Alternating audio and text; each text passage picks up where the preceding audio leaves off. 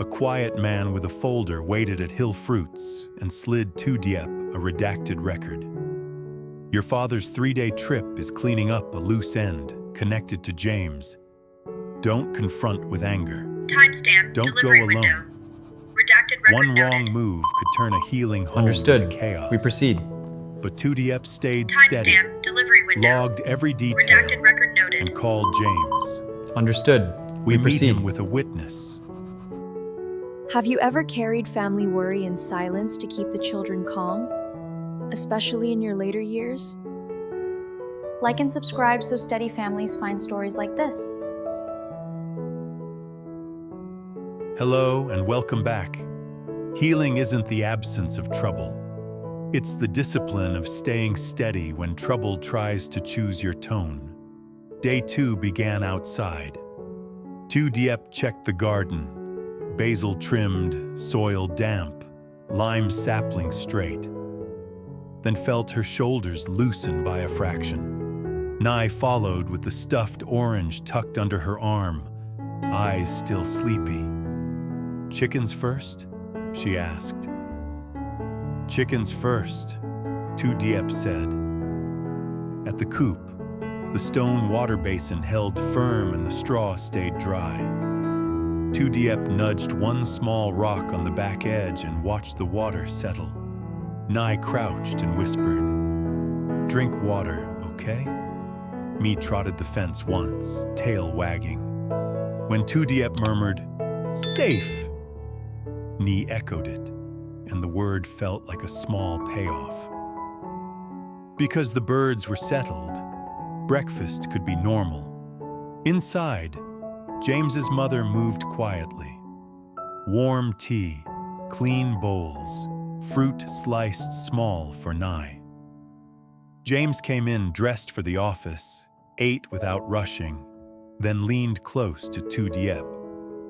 "Mom had a weird feeling last night," he said. Diep didn't ask like panic. "About what?"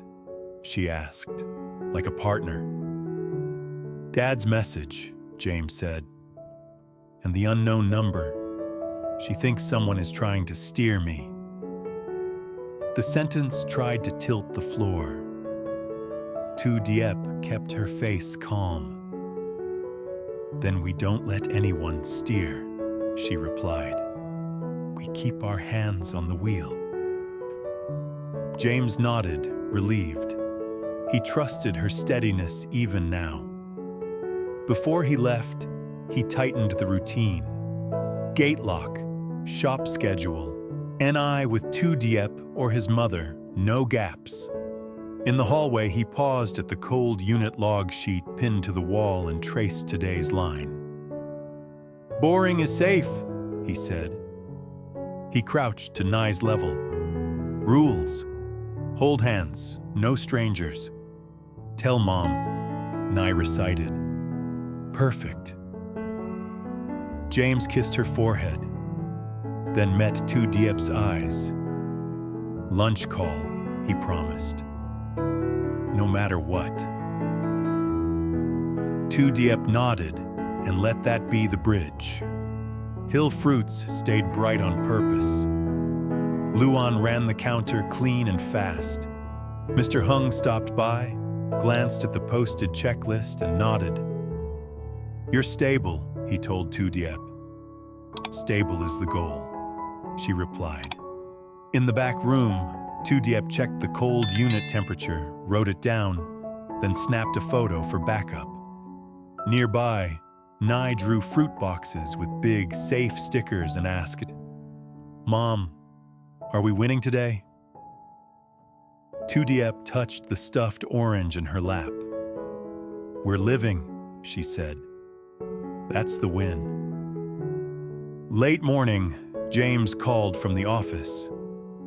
"I tightened access again," he said. "One contact for external emails. No personal phones for work messages." "Good," Diep said. "Keep it boring." James exhaled. "Always." Then he added, quieter, Mom said Dad used that phrase before. This is about you. Years ago, when he was hiding something. Diep watched Nye color, careful and calm. Okay, she said. Then it's a pattern.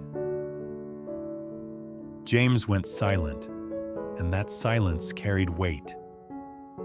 At noon, Diep closed the shop for 1 hour to check the coop again. James's mother came, holding Nye's hand. The three of them walked the path like a small procession, trying to keep the day ordinary. But at the fence line, James's mother stopped. Fresh shoe marks cut through the soil, too straight to be chicken scratches. Someone was here, she said softly. Maybe a neighbor? Diep offered. James's mother shook her head once, so they walked up and left fast. That sting was quiet but sharp. Diep reduced unknowns the way James had taught her. She checked the gate, checked the latch, checked the fence line for gaps. Nothing was missing. Nothing was broken. But the feeling stayed cold under her ribs. When they returned to Hill Fruits, a quiet visitor waited near the entrance. A middle-aged man in simple clothes with a neutral face and a small folder under his arm. "Ma'am," he said politely. "Is James here?" "He's at the office," Diep replied. "Who are you?" The man lowered his voice. "I'm here on behalf of someone who doesn't want trouble," he said. "But he wants James to understand something." Diep kept her posture calm. "Say it." He slid one sheet from the folder, no logo, names blacked out. "I'm not here to accuse," he said. "I'm here to warn. Your father is on a 3-day trip to clean up a loose end, connected to James. Not you." James's mother went pale. "Connected how?" "If James confronts him with anger, it gets worse," the man said. "If he confronts him with evidence and calm, it ends." Nye stood silent, stuffed orange pressed to her side. The visitor's eyes flicked to her. "Children don't deserve chaos," he said. "Tell James, don't go alone when your father returns." He slid the sheet back, nodded once, and walked away. Diep held still for one breath, then moved into action. She wrote an entry in the shop log. Time, description, folder, exact words, and snapped a photo of that page. Then she called James. "What's wrong?" James answered fast. "A man came," Diep said clearly. "He left a warning. Dad's trip is to clean up a loose end connected to you. He said, don't confront with anger. Don't go alone when Dad returns." Silence held for a beat. Then James's voice turned steady. "Okay," he said. "You did the right thing." "What are we doing?" Diep asked. "We're not chasing him," James replied. "We stay normal, and when Dad returns, we meet him calmly, with a witness." Diep's eyes flicked to Mr. Hung, who had just walked in and sensed something was off. "Mr. Hung can be there," she said. "Yes," James agreed. "Neutral, respectful, clean. I'll ask." That night, the house stayed warm on purpose. Dinner was simple. Nye told a silly story about the chickens having meetings, and James's mother laughed softly, keeping the child's world light. Later, under the porch light, James stood with Diep in the garden and said, 2 more days. and we don't let fear eat them, 2 Diep replied. James texted Mr. Hung a short request for day 3. Then his phone buzzed with the unknown number, as if it had been waiting. Harbor Suite. 3 o'clock. Come alone. James didn't answer. He turned the screen toward 2 Diep, and she covered his hand with hers, firm enough to be real. In the distance, the coupe lights glowed faintly, the stone basin still holding clean water. Okay, 2 Diep said quietly. Then we don't go alone. And upstairs, Nee slept with the stuffed orange beside her pillow, while the countdown kept moving. We don't go alone. That was the last thing 2 Diep said before she turned off the kitchen light, leaving the Harbor Suite message glowing on James's phone beside the guest notebook. In Nai's room, the stuffed orange rested by her pillow, and the coupe lights outside made the night feel watched, but not unsafe. Because the countdown had an address now, James woke early and worked quietly. He laid the binder, the redacted sheet, and the cold unit log photos on the table. 3 o'clock, he said. To hotel meeting. They want me alone. They don't get that, James's mother replied, sliding the notebook closer. Write the plan so fear can't rewrite it. So James wrote, witness present, documents printed, no home, no minors, 1 contact channel.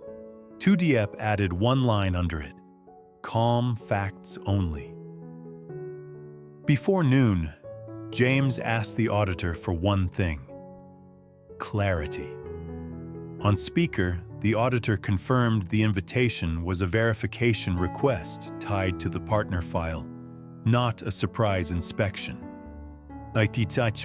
If your index matches and the partner stops pushing for home footage, we close the note today, he said. 2 Diep wrote the phrase, close the note, in the guest notebook, then taped a photo of the disturbed shoe marks beside it, proof that pressure had reached their fence line. No home, no minors, James repeated, and the auditor replied, correct, out of scope. If anyone demands otherwise, send me their written request. N.I. patted in, sleepy, orange tucked under her arm. Chickens first? She asked. Chickens first, 2 Diep said, and took her outside. At the coupe, the stone basin held clean water and the straw stayed dry. 2 Diep nudged 1 small rock on the back edge and watched the water settle. Safe, she murmured. Safe, Nai echoed, then ran back in for breakfast. At 9, James called Mr. Hung. I need you with me today, he said. Neutral witness, respectful, clean.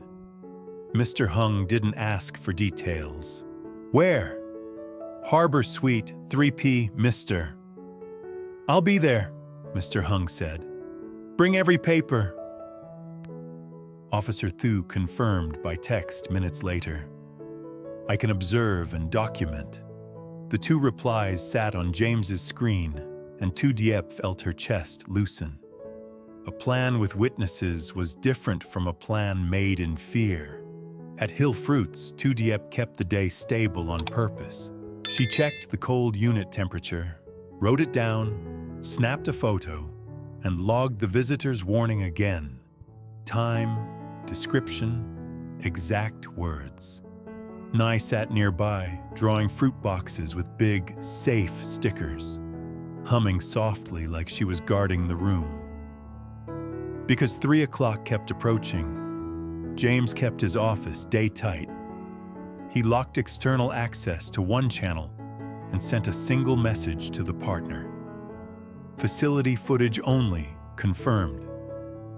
Then he printed it and slid it into the binder beside the redacted sheet. At 2:30, they drove. Mr. Hung met them in the lobby, collared shirt, neat, calm authority in his eyes. Officer Thu arrived with her notebook. "I'm not here to threaten," she said. "I'm here to keep the record clean." Outside room 12, the content liaison waited with a camera bag and an overly warm smile. "Mr. James," she said, "it's smoother if we speak privately." James didn't move. He stayed beside Diep. "We don't do private," he said. "Not after come alone." Her smile tightened. "We're trying to help the brand." Mr. Hung answered for the room. "Help does not require secrecy," he said. "Proceed with everyone present." Inside, a pitcher of water sat untouched. James's father wasn't there. Instead, the quiet visitor from the shop sat near the window, folder on his lap, face neutral like he'd trained himself not to react. Officer Thu opened her notebook. "State your role," she said. The man gave his name and slid a second page forward, still redacted, but clearer. "Your father asked me to bring this," he told James. "He's cutting a loose end from years ago, and he asked me to say, 'Do not meet them alone.'" James kept his voice even. "Why the threats?" Because they wanted leverage," the man said, and his eyes flicked to the liaison. "They wanted home footage, a child, something that forces compliance." The liaison lifted her chin. "We wanted authenticity." "Authenticity is not coercion," Officer Thu said flatly. Diep rested her hand on the binder. "What ends today?" she asked. The man pulled out a prepared addendum. Clean, specific. Facility footage only. No home, no minors, single contact channel. All requests in writing. Any breach ends the contract. He slid it toward the liaison. "Sign," he said. "Then the leverage dies." The liaison hesitated, searching faces for a crack. James slid the cold unit log photo across the table. "We're boring," he said. "We're documented. If you want product, you get product. If you want our child, you get nothing." Silence held. Then paper won. The liaison signed.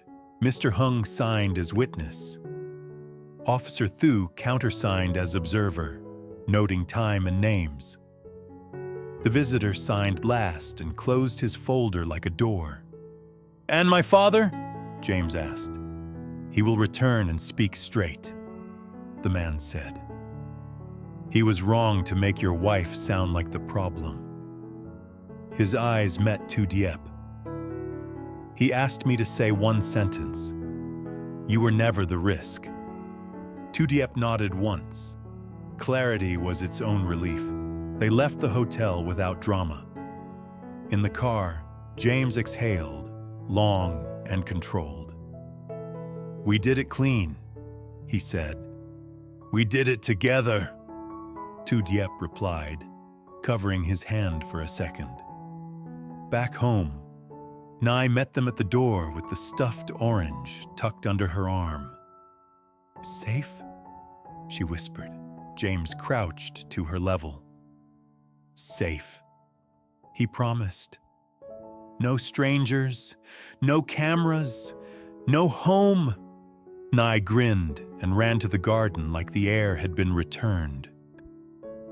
Dinner was simple and warm. James's mother set bowls down with steady hands. Mr. Hung stayed long enough to drink tea and say, "Orderly means peaceful." Officer Thu sent one last message, signed and documented, and left quietly. Later, Diep walked to the coupe with me trotting beside her. The stone basin held clean water, The straw was dry, and the windbreak stayed tight. She adjusted one rock and felt the same satisfaction as morning. Work becoming protection. Upstairs, Nye fell asleep fast. Orange placed by her pillow. Downstairs, the guest notebook stayed open, but the last line had changed. Addendum signed. Home protected. Witness present. The glass of water on the table finally disappeared, emptied without ceremony, and the kitchen felt like a room again, not a question.